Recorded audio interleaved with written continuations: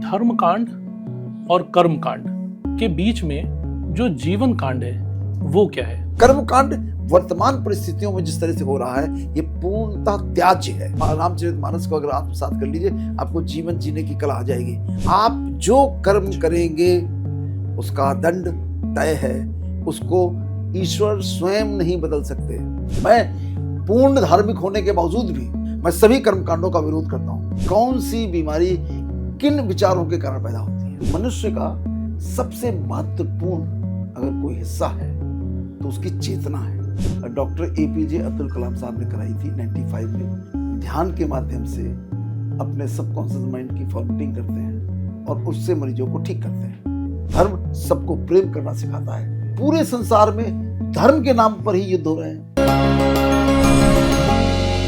नमस्कार। अगले 1 मिनट में आपको मेरे चेहरे की चमक बढ़ती हुई दिखाई देगी। ये इसलिए नहीं कि मैं इन लाइटों के सामने बैठा हूँ, बल्कि इसलिए क्योंकि मेरे साथ आज एक ऐसे व्यक्ति हैं जिन्होंने व्यक्ति से व्यक्तित्व की पूरी एक जर्नी कर ली है। जब उनसे पहली बार मिला तो मुझे लगा वो लखनऊ है। जब दूसरी बार मिला तो मुझे लगा वो पूरा उत्तर प्रदेश है। फिर ये मुलाकातें बढ़ती गईं और मुझे लगता गया कि वो भारत हैं, विश्व हैं, ब्रह्मांड हैं। आज भी जब उनसे मिलता हूँ तो मुझे वो सबसे पहली सीख ये देते हैं कि मैं कुछ नहीं, बल्कि आपके भीतर जो है वही सब कुछ है। वो एक डॉक्टर हैं, जी हाँ, पर वो आपको दवा नहीं देंगे। वो आपको एक ऐसा गुण बताएंगे जिसके ज़रिए सिर्फ आप नहीं, बल्कि आपके आसपास की ये पूरी चमक जो अभी मेरे पास दिख रही है, ये आपको भी मिल जाएगी। अगले 30 मिनट इस चमक से आपका राब्ता पड़ेगा और इस चमक के लिए मेरे साथ हैं, जो मेरी चमक का कारण भी हैं, वो हैं डॉक्टर आमोद सचान। नमस्कार सर। नमस्कार, थैंक यू। सर, आज का पहला सवाल है, धर्म कांड और कर्म कांड के बीच में जो जीवन कांड है या जो जीवन का मर्म है वो क्या है? उसे आप कैसे बताते हैं? देखिए, ऐसा है कि जीवन जो है ये धर्म का परिणति है। जीवन और धर्म इस प्रकृति के नियम है, वो धर्म है।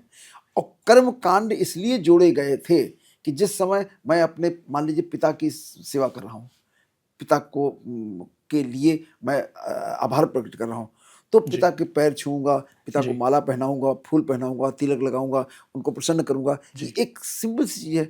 लेकिन मैं अपने पिता के ये सारे काम तो कर रहा हूँ, लेकिन अंतर मन में जो पिता ने हमको बता रखा है कि बेटा सबके साथ प्रेम करो, करुणा करो, सबका भला करो, उसके उल्टा तो मैं दिन भर लड़ाई झगड़ा मारपीट कर रहा हूँ और उनको जा करके उनके पैर दबा रहा हूँ, तो पैर उसी पैर से लात मारेंगे आपको, आपका वो स्वीकार कुछ नहीं होगा। तो इसलिए कर्म कांड जो है ये सब बेकार है। लेकिन यदि हम उस भाव से बैठे हैं, उस प्रेम के साथ बैठे हैं, पूरे संसार के लिए प्रेम कर रहे हैं और मेरा पिता है, लौकिक पिता है, तो भी उसके लिए भी प्रेम प्रकट कर रहे हैं, तो सही है। तो ये कर्म कांड वर्तमान परिस्थितियों में जिस तरह से हो रहा है ये पूर्णतः त्याज्य है, पूर्णतः इसको न करने वाला है। यदि लेकिन जिन समय वो लिखे गए थे, करे गए थे, उस समय भाव भी साथ में था। आज आप रामचरितमानस का पाठ रखते हैं, 24 घंटे राम कर रहे हैं, कुछ किसी को समझ नहीं आ रहा, रामचरितमानस का एक दोहा नहीं समझ आ रहा, अंदर तो जाने का मतलब ही नहीं कोई, और आप रामचरितमानस का पाठ करेंगे, भाई रामायण फली नहीं, भाई इस बार मजा नहीं आया जी। और वो आ रहे हैं, मंत्री जी आ रहे हैं, संतरी जी आ रहे हैं, ये आ रहे हैं, मतलब रामचरितमानस का तो पता ही नहीं, रामचंद्र जी कहाँ गए, उनका मतलब ही नहीं है, क्या हुआ क्या नहीं हुआ। तो ये है कर्मकांड जो हो रहा है। बिल्कुल। इसलिए आप रामचरितमानस शायद मैं समझता हूँ सर्वश्रेष्ठ ग्रंथ है। रामचरितमानस को अगर आत्मसात कर लीजिए, आपको जीवन जीने की कला आ जाएगी। हर रहस्य रामचरितमानस का, चलिए आपको एक प्रसंग सुना देता हूँ, बहुत बढ़िया प्रसंग है। और वो प्रसंग ये है कि एक उत्तरकांड का प्रसंग है कि एक बालक, उद्दंड बालक था, वो अपने गुरु की कहा नहीं मानता था, बिल्कुल कहा ही मानता नहीं था, और जो वो कहते थे उसको उल्टा करता, जैसे आजकल बहुत सारे बच्चे ऐसे कर रहे हैं, वो भी ऐसे करता था। तो एक दिन उसने कहा, ये कहाँ गुरु जी के चक्कर में पड़ो, सीधे महादेव संपर्क करते हैं। और उसने रुद्राभिषेक का आयोजन किया अपने उसी आश्रम में, और उसके लिए गुरु को न बताया, अनुमति लेने की बात नहीं, उद्दंड था वो, उसने किया। जब रुद्राभिषेक हो रहा है तो महादेव का वहाँ आना आवश्यक है, तो चलता रहा रुद्राभिषेक। थोड़ी देर बाद गुरु को पता चला कि वो शिष्य वहाँ कर रहा है, तो आए जब वहाँ पर, तो न तो उसने गुरुजी की तरफ देखा, न प्रणाम किया, न उठ के खड़ा हुआ, कुछ नहीं। जब ये बात महादेव ने देखी तो उन्होंने कहा ये कैसा, एकदम आकाशवाणी हुई और उसको श्राप मिल गया। और श्राप ये मिला कि इसको 1000 जीवन मिलेंगे, अजगर के समान इसको जीना पड़ेगा। ये उसको श्राप दिया महादेव ने। गुरु के हृदय की करुणा देखिए, गुरु द्रवित हो गए, हे प्रभु क्षमा कर दो, बालक है, नादान है, नहीं जानता समझता, इसको प्लीज माफ कर दीजिए, इसको क्षमा कर दीजिए। तो महादेव कहते हैं मैं नहीं कर सकता, असंभव है, मेरे हाथ में भी नहीं है, ये तो इस कर्म का दंड, ये विधान है। जो अपने गुरु की, अपने माता पिता की अवज्ञा करेगा, उनका कहा नहीं मानेगा, उनके साथ अपमान करेगा, उनको ये 1000 जन्म अजगर की तरह जीना ही पड़ेगा। बस तुमने इतनी प्रार्थना की है तो मैं बस इतना कर सकता हूं कि जन्म और मृत्यु के समय कष्ट ना हो। तो अजगर को जन्म और मृत्यु के समय कष्ट ज्यादा होता है, तो बस इतना कर सकता हूं। इसके लिए गुरुदेव ने प्रार्थना करी। वो प्रार्थना सब मशहूर है, हर रामचरितमानस के पाठ में गाई जाती है। बोल कोई इसको सुनता नहीं, क्या है, नमामि समीशान निर्वाण रूपम विम व्यापकम ब्रह्मविद स्वरूपम निजम निर्गुणम निर्विकल्पम निर्यम चिदाकाशमाकाश वासम भजेयम। ये पूरी है, लंबी चौड़ी, पूरी करेंगे तो 10 मिनट लग जाएंगे। लेकिन ये प्रार्थना उस गुरु ने उस उद्दंड बालक के लिए की जो कोई कहा नहीं मानता था।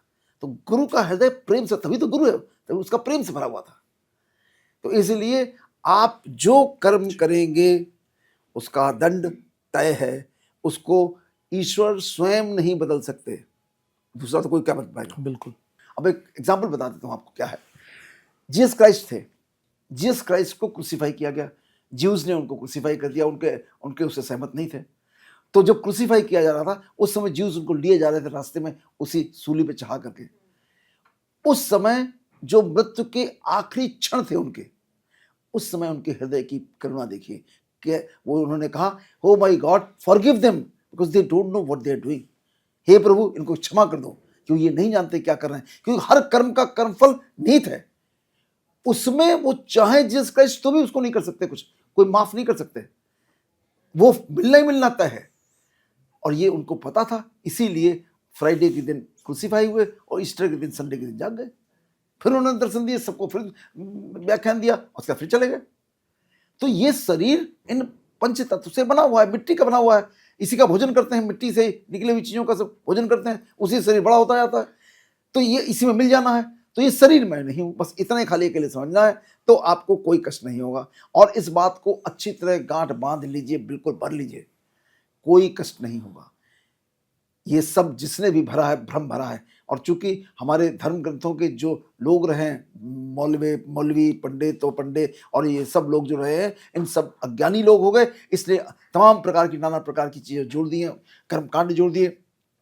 मैं पूर्ण धार्मिक होने के बावजूद भी, क्योंकि मैं धर्म जानता हूं धर्म क्या है, मैं सभी कर्मकांडों का विरोध करता हूं, चाहे वो हिंदुओं के हों, चाहे मुस्लिम्स के हों, चाहे सिख के हों, चाहे पारसी के हों, चाहे जैन के हों, मैं सभी का विरोध करता हूं। इसलिए विरोध करता हूं कि उनको करने से मेरे मन में एक झूठा फॉल्स कॉन्फिडेंस डेवलप होता है कि मेरे विकर्म विनाश हो गए, मैं पाप मुक्त हो गया। जो पाप ऐसे मुक्त हो नहीं सकते। पाप मुक्त होने का तरीका सिर्फ एक है कि मैं अपने विकारों से मुक्त हूं, मैं अपने अवचेतन मन में एक भी विकार न रहने पाए, तब मैं उस पाप से मुक्त होऊंगा। तो इसलिए हमको समझना अपने आप को है और इस शरीर को समझना है, और इसका संबंध इस ब्रह्मांड से क्या है इसको समझना है। भाई यही सच है। बाकी जो कुछ कल्पनाएं हैं किसी ने लिखी, उसकी कल्पना है, वो जाने। लेकिन जितनी बातें मैंने कही हैं ये साइंटिफिकली प्रूव्ड हैं विद पब्लिश्ड डेटा। एक पुस्तक है, एक बुक है, इंटरनेशनल बुक है, द सीक्रेट। 5 करोड़ से ज्यादा इसकी प्रतियां बिक चुकी हैं। द सीक्रेट, ये एक साइकोलॉजिस्ट थी, ऑस्ट्रेलिया में थी ये एक लेडी। उसके ये सेम थॉट्स थे, ये जो जिनकी चर्चा मैं कर रहा हूं। उसने इन थॉट्स को प्रोपोगेट किया और वो जा करके सारे के सारे थॉट्स से, खाली इसी मैसेज के माध्यम से, ये टेलीपैथी से काम करता है। हमारे पास सबके पास अपना मोबाइल, हमारा टावर मोबाइल जो है ना बहुत स्ट्रांग है, ये बहुत वीक है। हमने अपने रॉन्ग थॉट्स के कारण उसको कमजोर बना रखा है। जो हमारा एंटीना है बहुत वीक हो गया है। लेकिन अगर ये इसको हम जागृत कर लें तो ये ऐसा है कि हम किसी के मन को पढ़ लें, किसी जगह ट्रांसमिट कर दें, कोई भी टेलीपैथी कर दे, कुछ भी कर सकते हैं, इतना स्ट्रांग है ये। उन लोगों ने अपने इसी मेथड से वो वहाँ पर इकट्ठा हुए और वो सारे के सारे साइकोलॉजिस्ट वहाँ इकट्ठा हुए, उन्होंने मिल करके दी सीक्रेट लिखी, सबने मिल के लिखी है वो। एंड उनकी सबकी आवाज़ भी है, वीडियो बना हुआ है, मैं दे दूंगा कभी, है। तो इसलिए आप जैसे आप नेगेटिव इकट्ठा होते हैं वैसे पॉजिटिव इकट्ठा होते हैं यार। एक और कहानी बहुत अच्छी है, वो भी मैं बता देता हूँ। एक लेडी है लुइस है, again she is a psychologist and she was born in America and वहाँ पर उसने अपने फैमिली में रहती थी, उसके पेरेंट्स का सेपरेशन हो गया, वहाँ पर परिवार नाम की चीज़ नहीं, तो अकेले हो गई तो फैशन इंडस्ट्री में चली गई, इधर चली गई, इधर चली गई। उसको जीवन के जितने दुख हो सकते हैं सारे दुख उसको मिले, सारे के सारे दुख मिले। और उस मिलने के बाद अल्टीमेटली वो एकदम मतलब परेशान हो गई जीवन के दुखों से, और इतने ज़्यादा परेशान हो गई अल्टीमेटली उसको सर्वाइकल कैंसर, यूट्रस में कैंसर हो गया। जब उसके कैंसर हो गया उसके बाद इस ब्रह्मांड के रहस्य को जान पाई वो। जब वो जानी तो उसने फिर पूरी रिसर्च करी and she wrote a book by the name of you can heal your mind, you can heal your body. उसकी किताब है ये। उसने 100 एफर्मेशंस लिखे हुए हैं कि कौन सी बीमारी किन विचारों के कारण पैदा होती है। तो उन विचारों के निगेटिव थॉट्स, जो विचार आपने निगेटिव रखे हुए हैं, उसके पॉजिटिव का एफर्मेशन कराती है वो। एंड वो वही प्रैक्टिस है कि mind can not differentiate between reality and imagination. तो वो उसको विजुलाइज कराती है कि ये सच है, ये नहीं है। तो अगर मेरे हृदय में प्रेम की कमी है तो मेरे हार्ट डिजीज होगी। तो अब उसको प्रेम की अधिकता कराएगी, उसको बताएगी कि मैं सबको प्रेम कर रही हूँ, सब मुझे प्रेम कर रहे हैं, ये एफर्मेशन है। तो इस तरीके से वो हार्ट उसका हील होता था। 100 एफर्मेशन लिखे। उसके बाद उसने at the end of that book, वो भी बहुत सबसे वर्ल्ड बेस्ट सेलर है वो, और उसने एट द एंड उसने अपनी लाइफ स्टोरी खुद लिखी। उसने सब कुछ लिखा, मेरे साथ क्या हुआ क्या हुआ क्या हुआ और क्यों हुआ। एंड अब तो मिलियंस ऑफ लोगों का इलाज कर चुकी हो और सबको इसी माध्यम से ठीक किया उसने। तो world over these things are going on. और मेरा इसमें मैग्नेटो इंसेफेलोग्राम पे मेरा काम करने का बहुत मन है, मैंने मन बना लिया है। और मैं किसी के साथ मिलकर स्टडी करूंगा कि थॉट्स किस तरीके के थॉट्स होते हैं, उनमें कैसी रिकॉर्डिंग्स आती हैं, और उसके बाद उसको कैसे हम चेंज कर सकते हैं, फिर रिकॉर्डिंग करें क्या हुआ उनके अंदर। 24 घंटे सवेरे उठिए, प्रार्थना करिए ईश्वर से, हे प्रभु आज मेरे जीवन में जो भी व्यक्ति आवे, जो भी परिस्थिति आवे, सबका कल्याण हो, सबका भला हो, सब सुखी हो। ये प्रेयर करके आप उठिए और पूरे दिन करिए, फिजिकली करिए। कोई गलत भी चाहे तो भी बदल जाइए, कह दो नहीं मुझे नहीं सुनना, ये मुझे अंदर ले ही नहीं जाना है। और कोई फोर्सफुली करे, चिल्लाए विल्लाए, कुछ होता है ऐसा अक्सर, तो आप दूर हो जाइए थोड़ी देर। अगर मेरी सोल पावरफुल है तो हो सकता है कि मेरा कुछ न कर पाए, लेकिन अगर मेरी सोल कमजोर हुई, उसके मैंने सब एक्सेप्ट कर लिए, सारे के सारे थॉट्स एंड वाइब्रेशंस, तो मेरा नुकसान होगा। तो इसलिए तुम मुझको गालियां दो, मैं तुमको प्रेम दूंगा, ये फार्मूला है। कोई कुछ भी दे मैं स्वीकार नहीं करता हूं। गौतम बुद्ध कहा करते थे कि यदि कोई आदमी मान लीजिए गंदगी कूड़ा करकट लेके आए, तुम मुझे चढ़ाने आओ, मैं कहता हूं भैया मुझे नहीं चाहिए, तुम्हारा ये उपहार नहीं चाहिए, क्या होगा, तुम्हें ले जाओ वापस। तुमने गालियां दी, गाली तो वापस ले जाएंगे, मैंने स्वीकार ही नहीं करी। उसके लिए थोड़ी प्रैक्टिस करनी पड़ती है आपको उस जगह से। कभी कभी तो ऐसा भी कि आप देखती वही है जो दिखाई देता है, जो देखती हैं आप, सुनती वही है जो आप फोकस करके सुनती हैं। और आप अपने माइंड को अगर कहीं उड़ा दीजिए, ईश्वर का चले जाए, ना दिखाई देगा ना सुनाई देगा। तो ये प्रैक्टिस अगर हो जाए तो बहुत अच्छा, नहीं तो थोड़ा दूर हो जाइए, कमरे से दूर हो जाइए। जैसे मोबाइल में बताया भाई, मोबाइल से ज़्यादा सबसे ज़्यादा डिस्ट्रक्टिव साधन ये है, तो इससे थोड़ा दूर हो जाइए। और जो व्यक्ति जहाँ है उससे दूर हो जाइए, और उसको भी वही जीसस क्राइस्ट बात की, उसको भी प्रेम और करुणा क्योंकि वाइब्रेशन भेजनी है, द्वेष नहीं भेजना है। वो गलत कर रहा है, इसके लिए वो जिम्मेदार है, उसकी समस्या है। मैं चाहता हूँ प्रभु उसको भी शांति दे, सुख दे, जिससे वो सही सोच सके और सही इलाज कर, सही अपना भला कर सके। क्योंकि अगर वो गलत जो कर है और रिजल्ट फिक्स्ड है, रिजल्ट महादेव कहते हैं कि मैं कभी भी नहीं बदल सकता, ये मेरे हाथ में भी नहीं है। श्रीमद् भगवद गीता में कृष्ण कहते हैं मैं अकर्ता हूं, मैंने सिर्फ इस ब्रह्मांड की रचना की है, इसके नियम बनाए हैं, इसका संविधान बनाया है। उस संविधान के तहत जैसा कर्म करोगे वो अपने आप मिल जाएगा तुमको। तो तुम मुझसे अपेक्षा करो, मुझको फूल चढ़ाओ, माला चढ़ाओ, फल चढ़ाओ, फूल कुछ करो, उससे कुछ हो जाएगा, कुछ नहीं होगा। और यही भ्रम है जो सारे मंदिरों, मस्जिदों, गिरजाघरों में हो रहा है, यही भ्रम है।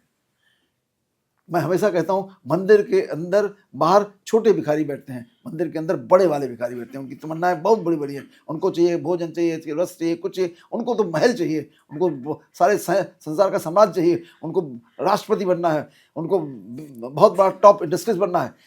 वो तो बेचारा कुछ खाने पानी और कंबल से उसका काम चल जाता है। तो हमें भिखारी नहीं बनना। एक बात याद करो कि मैं किसका बेटा हूं? उस परमपिता परमात्मा का बेटा हूं जो इस पूरी कायनात का मालिक है, पूरे ब्रह्मांड का स्वामी है, प्रकृति उसके अधीन चलती है। वो मेरा बाप है, सगा बाप है, वही मेरा बाप है। बाकी लौकिक बाप हर जीवन में नए मिलते हैं, माता पिता भाई बहन ये सब सही यात्री हैं। वो पहले भी मेरा पिता था और आज भी मेरा पिता है और आगे भी वो रहेगा, उसमें कोई परिवर्तन नहीं आने वाला है। The collective consciousness of the whole universe is the god. कोई बैठा आदमी नहीं है।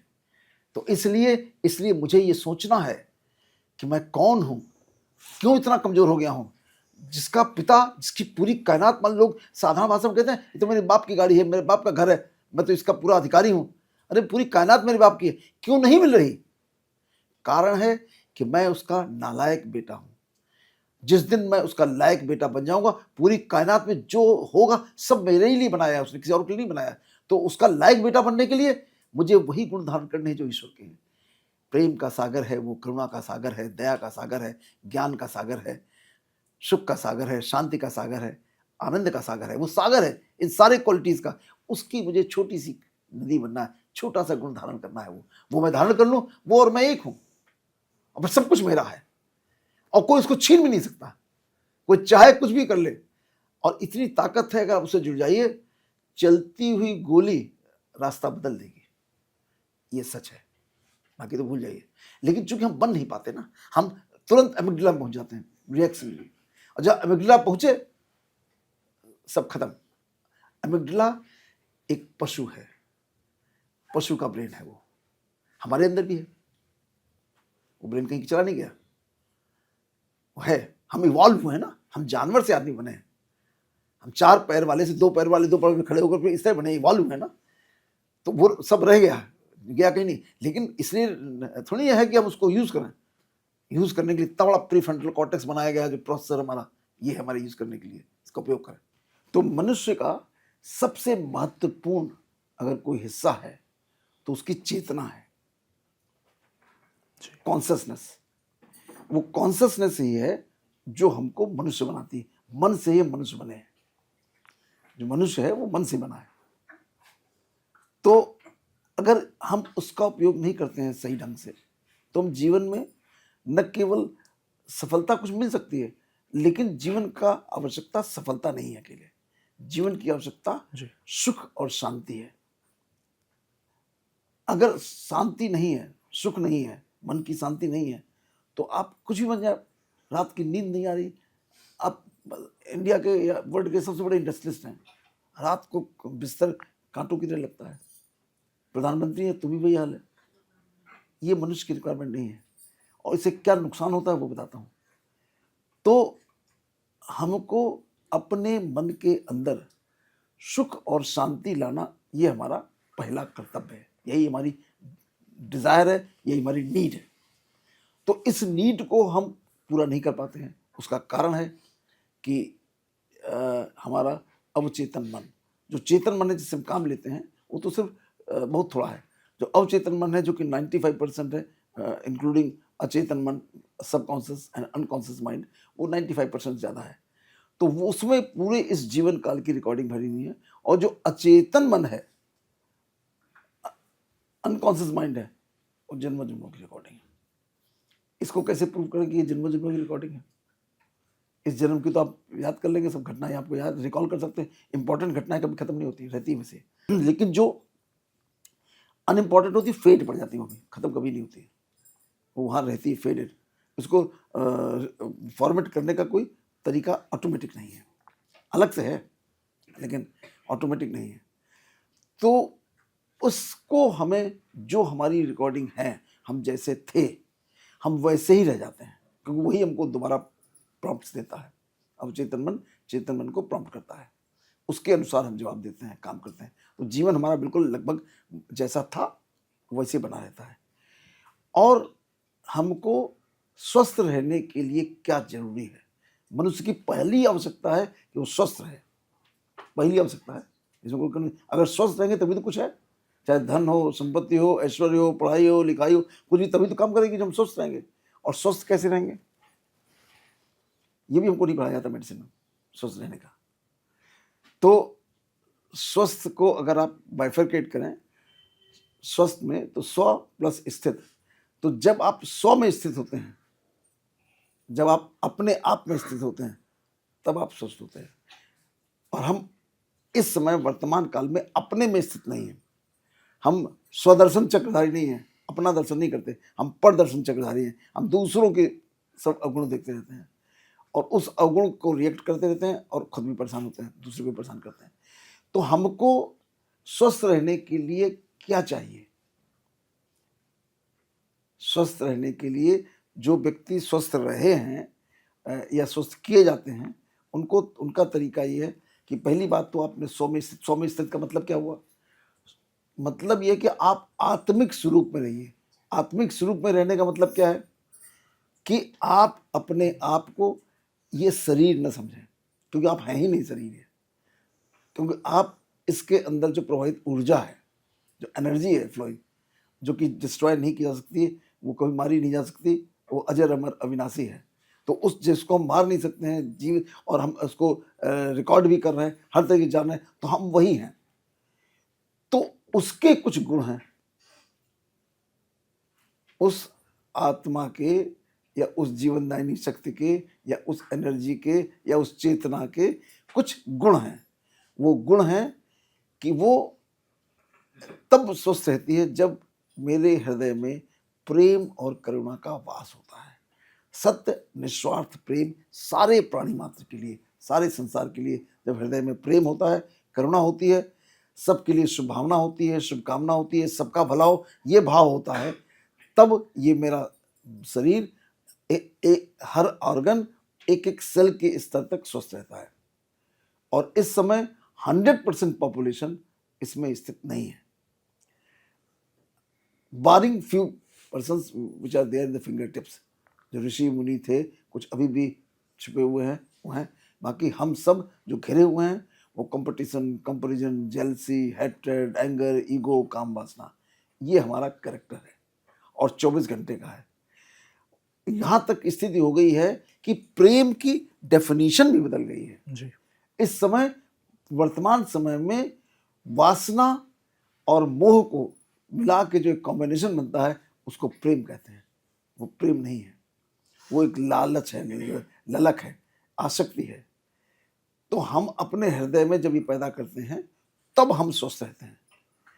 अब इसको साइंटिफिकली प्रूव कैसे किया जाए? और हम डॉक्टर हैं, हम तो मानेंगे नहीं। अगर ये प्रूव नहीं होगा तो हम कैसे मान लें कि हाँ ये आप कह रहे हैं कि आत्मा के गुण हैं और ये आत्मा के गुण हमारे पास अगर होंगे तो हम स्वस्थ रहेंगे।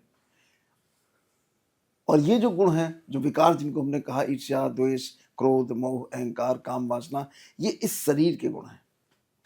ये इस शरीर के साथ जुड़े हुए हैं। ये शरीर चाहता है सब कुछ अपने लिए, और जब नहीं मिलता है तो उसको क्रोध आता है, इसके कारण नहीं मिला, इसने मुझको रुकावट पैदा कर दी। अगर मिल जाता है तो अहंकार पैदा होता है, मुझसे बड़ा कोई नहीं। और यदि किसी दूसरे को मिल जाता है, मुझे नहीं मिलता, तो द्वेष पैदा होता है, इसको ये गड़बड़ आती है, ये मुझसे आगे निकल रहा है। तो ये सारे जो अवगुण हैं वो इस शरीर की आसक्ति है। और ये शरीर कब तक का है? जब तक एक सांस बाहर जाएगी अंदर नहीं आएगी तब तक का शरीर रहता। उसके बाद ये 24 घंटे भी नहीं रखा सकता है। It has to be disposed of then and there.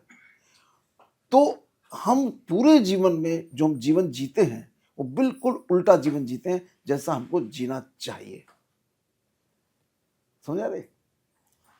तो उसको वैज्ञानिक तरीके से परीक्षण किया, बहुत सारे साइंटिस्ट ने वर्ड ओवर किया, इसमें बहुत काम किया गया है। और मैंने उस सारे जो नॉलेज है पूरी दुनिया में, उसमें ज़्यादातर का स्टडी करके उसको कंपाइल किया है।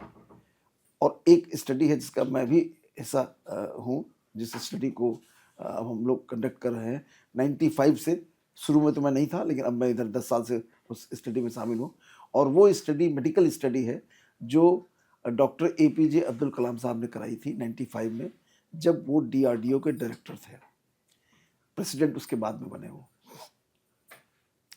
जब उनको ये पता चला किसी के द्वारा कि कुछ लोग ध्यान के माध्यम से अपने सबकॉन्शियस माइंड की फॉर्मेटिंग करते हैं और उससे मरीजों को ठीक करते हैं बिना किसी और मेडिकेशन के, और विशेष तौर से ये एक्सरसाइज की गई हार्ट के मरीजों पर, उन मरीजों पर की गई जिन मरीजों के हार्ट अटैक हो चुके हैं, उनकी एंजियोप्लास्टी हो चुकी है, डायबिटीज़, हाइपरटेंशन सबको है, कुछ मरीजों की ओपन हार्ट सर्जरी भी हो चुकी है, लेकिन उसके बाद उनका इजेक्शन फ्रैक्शन 20-25 है, इससे ऊपर किसी का नहीं है, और वो 2 कदम चल भी नहीं पा रहे हैं। उन सब्जेक्ट्स को रख करके ये ट्रेनिंग दी गई, सबकॉन्शियस माइंड की फॉर्मेटिंग कराई गई, और उसके बाद उनको नॉर्मल बनाया गया। कुछ बेसिक और चीज़ें कराई गई कि जैसे हम क्रोनो मेडिसिन पढ़ी होगी आप लोगों ने, क्रोनो मेडिसिन जी। पढ़ी आपने? नहीं पढ़ी क्रोनो? क्रोनो मेडिसिन वो मेडिसिन है जो हमारे ब्रेन के अंदर एक हाइपोथैलेमस में एक क्लॉक है, बायोलॉजिकल क्लॉक, एक हाइपोथैलेमस में बायोलॉजिकल क्लॉक है जो सन से लिंक्ड है। उसके अनुसार हम सोते हैं, जगते हैं, उसी के अनुसार मेलेटोनिन हार्मोन रिलीज होता है। इसीलिए जब आप कभी कहीं दूसरे विदेश से आते हैं जहाँ पर टाइम डिफरेंस होता है, तो जेट लैग उसी की वजह से होता है। तो हम इंडिपेंडेंट नहीं हैं, हम इसी ब्रह्मांड का हिस्सा हैं, और हर सोलर सिस्टम जितना है वो हम पर उतना ही इफेक्ट करता है। तो हमको उसके अनुसार सोना और जगना चाहिए। तो क्रोनो मेडिसिन ये कहती है कि हमको सूर्योदय के 2.5 घंटे पहले जगना चाहिए, और सोने का टाइम सूर्यास्त के 2.5 घंटे बाद है। तो एक काम ये कराते हैं कि उनको सवेरे 3:30-4 बजे जगाते हैं, और उसके बाद रात को 9-9:30 बजे सुला देते हैं। ये तो सोने जगने का टाइम हो गया। खाने का टाइम सोने के 2.5 घंटे पहले खाना खा लेना चाहिए। उसका पर्पज़ ये है कि हमारे गैस्ट्रिक एम्पटिंग 2.5 घंटे है। गैस्ट्रिक एम्पटिंग टाइम 2.5 घंटे है, याद आ रहा है ना? तो सोने के पहले पहले स्टमक खाली हो जाना चाहिए, सो दैट कोई एसिड पेप्सिन डिजीज ना हो, रिगर्जिटेशन ना हो। तो ये आधी ज़्यादा बीमारी खाली इसी वजह से होती है कि हम गलत समय में खाना खाते हैं। तो 1-2 काम कराते हैं। तीसरा, थोड़ी सी ब्रिस्क वॉक कराते हैं, एंड उसके अलावा पूरे दिन सिर्फ ध्यान कराते हैं। एंड उसमें इस शरीर में जितने भी हार्मोन्स और न्यूरोट्रांसमीटर्स रिलीज होते हैं, लगभग 125 हैं जो रिलीज होते हैं, उन सबको का एस्टिमेशन किया गया before study and after study. 125। और कौन से कॉलेजेस में किया गया? Maulana Azad medical college new Delhi, BJ medical college Ahmedabad, and KEM medical college Mumbai, and mount Abu meditation centre.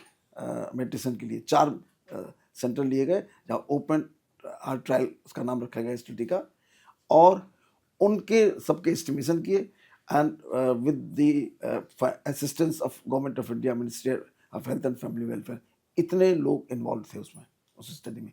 लगभग जब स्टडी पब्लिश की गई 2012 में, तो लगभग 1000 मरीजों का इलाज उसमें किया गया था। एंड आप लोगों को सुनकर के आश्चर्य होगा कि 93% पेशेंट पूरे ठीक हो गए, टोटली रिवर्ट हो गए। वो उनके इजेक्शन फ्रैक्शन भी 55-60% तक पहुंच गए, और बाकी तो कोरोनरी आर्टरी सारी ओपन हो गई, उनकी डिस्लिपिडीमिया पूरा खत्म हो गया, उनका डायबिटीज़ पूरी तरह कंट्रोल हो गई, कुछ लोगों को दवाई बंद हो गई, हाइपरटेंशन ज़्यादातर लोगों को खत्म हो गया। कैसे खत्म हुआ? क्या जादू हुआ? वो जादू ये है उसका कि हम लोग 24 घंटे जब इन विकारों को धारण करते हैं, ईर्ष्या, द्वेष, क्रोध, मोह, अहंकार, काम, वासना, जेलसी, हेट्रेड, एंगर, तो हमारे अंदर कॉर्टिसोल का सिक्रेशन होता है बहुत ज़्यादा हर वक्त, एड्रेनलिन का सिक्रेशन बहुत ज़्यादा होता है, नॉर एड्रेनलिन का सिक्रेशन बहुत ज़्यादा होता है, न्यूरोट्रांसमीटर्स जितने एक्साइटेटरी हैं वो रिलीज होते हैं, और इसी तरीके से हार्मोन्स सब अपसाइड डाउन हो जाते हैं। तो हम हाइपरग्लाइसीमिया हो जाता है हमारे अंदर, और 24 घंटे अनकंट्रोल हाइपरग्लाइसीमिया रहता है। और अल्टीमेटली ये भी फैक्ट शायद बहुत कम लोग जानते हैं कि hyperglycaemia means diabetes mellitus is the root cause of all the diseases When I'm saying all the disease, including all these autoimmune disorders and this metabolic syndrome, plus bacterial infection, viral infection, as well as cancer. अब मतलब this is something very surprising कि cancer भी इसी तरीके से पैदा होता है। जब हम सिंपैथेटिक ओवरड्राइव में रहते हैं तो हमारी इम्यून सेल्स घट जाती हैं, तो हम जो कैंसर सेल हैं और हमारे बैक्टीरिया वायरस हैं, इनको इंगल्फ करने का काम नहीं हो पाता है, तो कोई भी इन्फेक्शन होगा, कुछ भी होगा, फ्लेयर अप कर जाएगा। That's how this happens. And ultimately हमारे एक शरीर में एक जो सबसे ज़्यादा डिजीज़ पैदा करने का जो प्रोसेस है वो ये है कि हमारी हर ऑर्गन की हर सेल में ऑक्सीडेटिव फ्री रेडिकल बनते हैं। ये ऑक्सीडेटिव फ्री रेडिकल मिसगाइड करके फार्मा इंडस्ट्री ने इसको बता दिया कि बीमारी है, जबकि ऑक्सीडेटिव फ्री रेडिकल ये बाई प्रोडक्ट है, बीमारी नहीं है, ये बीमारी का प्रोडक्ट है। तो अगर हम एंटीऑक्सीडेंट देते हैं उसका कोई यूज नहीं है, because it has already produced by the toxin, तो उसको न्यूट्रलाइज करने का कोई मतलब नहीं है। लेकिन मिलियंस ऑफ डॉलर्स के एंटीऑक्सीडेंट्स बिक गए पूरे वर्ल्ड में, क्योंकि हमने कंफ्यूज कर दिया, लोगों को बरगला दिया। एंड ये ऑक्सीडेटिव फ्री रेडिकल जो रिलीज होते हैं, इनकी लगभग 60,000 पर सेकंड तक माइटोकॉन्ड्रिया को मेटाबोलाइज करने की पावर है। अगर ये 60,000 से ज़्यादा हो जाते हैं तो माइटोकॉन्ड्रिया मेटाबोलाइज नहीं कर सकती है, और वो सारे के सारे टॉक्सिन उसी में ही पड़े रहेंगे। और जब हम चिड़चिड़ करते हैं, लड़ते हैं, झगड़ते हैं, मारपीट करते हैं, तो उनकी संख्या 2 लाख तक पहुंच जाती है। तो हम हर पल, हर समय और 24 घंटे इंक्लूडिंग रात में सोते समय भी हम सिंपैथेटिक ओवरड्राइव में रहते हैं, क्योंकि हमारे सिंपैथेटिक ओवरड्राइव में रखने के लिए जो चाहिए उसका फूड हम 24 घंटे उसको प्रोवाइड करते हैं। 2019 में एक नोबेल अवार्ड मिला इसी बात पे कि उसमें वहाँ पर ये डिस्क्राइब किया गया कि वो पेशेंट्स, जिन पेशेंट्स में उन ऑर्गन्स में जहाँ पर कि माइटोसिस द्वारा सेल डिवीजन बहुत तेज हो रहा होता है, वहाँ पर यदि ऑक्सीजन सप्लाई गिर जाए, अगर ऑक्सीजन सप्लाई गिर जाए तो वो फिर मल्टीप्लिकेशन फास्ट हो जाता है और ट्यूमर इवॉल्व हो जाता है। This was the study which was approved in 2019 for a Nobel award. और इसकी सीक्वेंस अब बैकवर्ड चलिए। Hyperglycaemia, dyslipidaemia, atherosclerosis, narrowing of the arteries and arterioles up to every organ of the body, and there is a decreased oxygen supply. When there is a narrowing, decreased oxygen supply, and that decreased oxygen supply, and there is a fast multiplication of the cells, a tumor is born.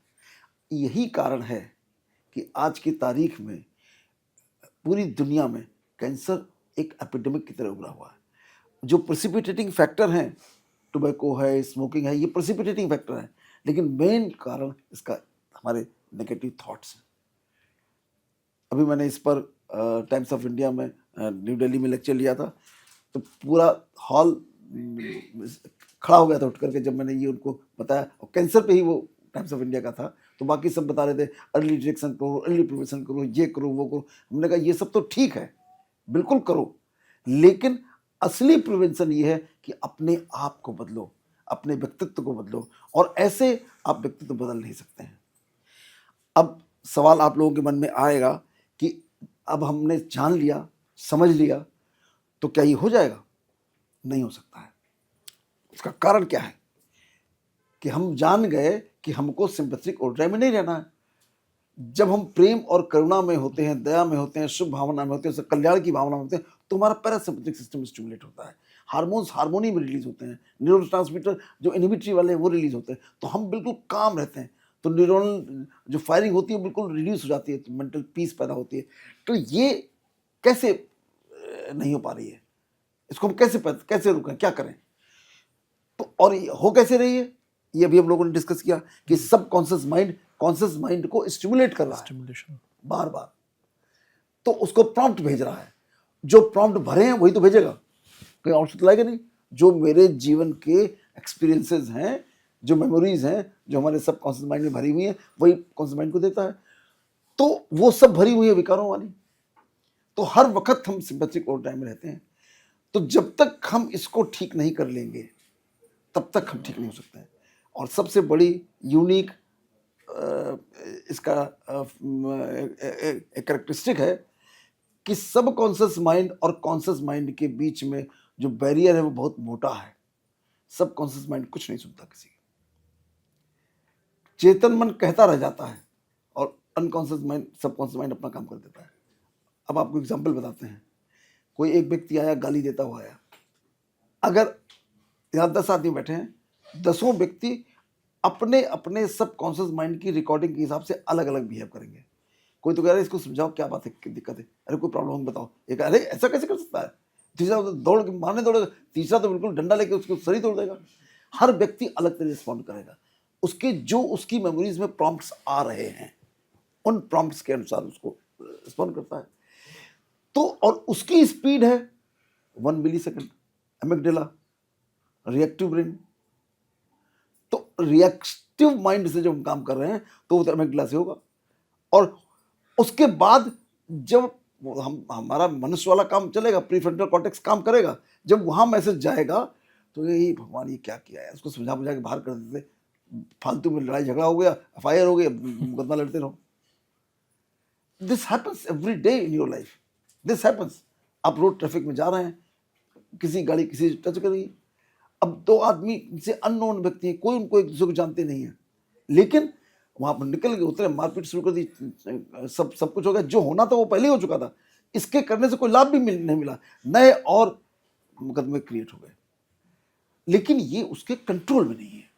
समस्या ये है क्योंकि जिसकी जैसी processing है, जो processor में feed हो गया है, वो वैसे बिहेव करेगा। तो अब इस बृहद समस्या का समाधान क्या है? मनुष्य तो वो है जो हर चीज का समाधान निकाले। तो हमारे जितने साइंटिफिक फिलोसफर्स थे उन्होंने भी रिसर्च करी, जितने ऋषि मुनि थे उन्होंने भी रिसर्च करी कि इसको कैसे ठीक किया जाए। तो इसको ठीक करने का तरीका 2 है, 2 माध्यम है। एक है conscious way of treating this situation, और एक है अनकॉन्शियस और सबकॉन्शियस ट्रीटमेंट। मतलब एक हम चेतन मन से अवचेतन मन की ट्रेनिंग करते हैं, जिसके माध्यम से हम एजुकेशन करते हैं।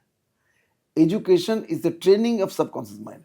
जब सबकॉन्शियस माइंड में रिकॉर्ड हो जाता है तो आप रिकॉल करके दोबारा बोल पाते हैं, कह पाते हैं, समझ पाते हैं। जब तक वो रिकॉर्डेड नहीं है तब तक आप उसको रिकॉल नहीं कर पाते। इसीलिए उस ट्रेनिंग में बहुत टाइम लगता है, कई साल लगते हैं जब एक प्रॉपर ट्रेनिंग जब देना चाहते हैं किसी को। लेकिन जो दूसरा तरीका है बहुत इफेक्टिव है, बहुत पावरफुल है, जिसका सारे हमारे ऋषियों मुनियों ने, मेडिटेटर्स ने, योगानंद ने, विवेकानंद ने, रामकृष्ण परमहंस से, श्री राम शर्मा आचार्य जी ने, ब्रह्मा कुमारी जी ने, बहुत सारे लोगों ने, जितने हमारे साइंटिस्ट हैं, आदिकाल के सनातन ऋषि मुनि हैं, उन सब ने रिसर्च करके, वो सब हमारे साइंटिस्ट थे, उसका मेथड अलग था। तो वो लोग ने ये निकाला कि चेतन मन और अवचेतन मन के बीच का जो बैरियर है ये सूर्योदय के 2.5 घंटे पहले खुल जाता है, पूरी तरह ये खुला पाया जाता है। और जब खुल जाता है तो चेतन मन कॉन्शियस माइंड से जो भी हम उसको कमांड देते हैं वो उसको एक्सेप्ट कर लेता है, क्योंकि उसमें बैरियर खुला हुआ है, वो बिल्कुल गेट चौड़ा खुला हुआ है। और उस समय क्लियर वाइंस होती है पूरे ब्रह्मांड की। सब तरफ लोग सोए हुए हैं, सब तरफ बिल्कुल शांति है, एटमॉस्फेयर पूरा काम एंड क्वाइट है। तो और जो ब्रह्मांड में, इस संसार में दूसरे माइंड्स हैं, उनसे भी बिल्कुल वायरलेस के माध्यम से हम सब कनेक्टेड हैं।